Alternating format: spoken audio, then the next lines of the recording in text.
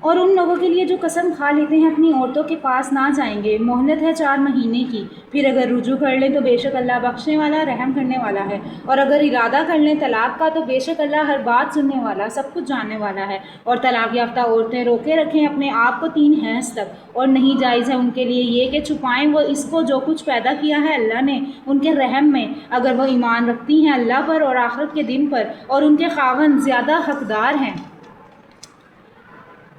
انہیں لوٹا لینے کے اپنی زوجیت میں اس مدت میں، اگر وہ چاہے صلح کرنا، اور عورتوں کے بھی حقوق ہیں ویسے ہی جیسے ان پر ہیں مردوں کے، دستور کے مطابق، البتہ مردوں کو عورتوں پر ایک درجہ حاصل ہے اور اللہ غالب ہے اور بڑی حکمت والا ہے۔ طلاق دو بار ہے یا پھر یا تو روک لیا جائے اچھے طریقے سے یا رخصت کر دیا جائے بھلے طریقے سے، اور نہیں جائز ہے تمہارے لیے یہ کہ واپس لو تم اس میں سے جو دے چکے ہو، اور انہیں کچھ بھی، مگر یہ کہ میاں بیوی دونوں ڈریں اس بات سے کہ نہ قائم رکھ سکیں گے اللہ کی مقررہ حدیں، پھر اگر ڈر ہو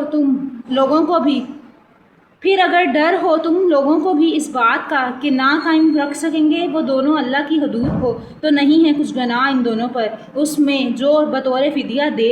عورت، یہ ہے اللہ کی مقرر کردہ حدیں، سو نہ تجاوز کرنا تم ان سے، اور جو کوئی تجاوز کرتا ہے اللہ کی مقرر کردہ حدود سے تو ایسے ہی لوگ ظالم ہیں۔ پھر اگر طلاق دے مرد نے بیوی کو تیسری بار تو نہیں حلال ہوگی وہ اس کے لیے اس کے بعد جب تک کہ نہ نکاح کرے وہ کسی اور خاوند سے اس کے سوا، پھر اگر طلاق دے دوسرا خاوند اس کو تو نہیں ہے کچھ گناہ ان دونوں پر اس بات میں کہ رجوع کر لیں ایک دوسرے کی طرف، بشرط یہ کہ دونوں یہ خیال کریں کہ قائم رکھیں گے دونوں اللہ کی مقرر کردہ حدیں، اور یہ اللہ کی مقرر کردہ حدیں جن کو کھول کر اللہ بیان کرتا ہے وہ اللہ ان لوگوں کے لیے جو دانش مند ہیں۔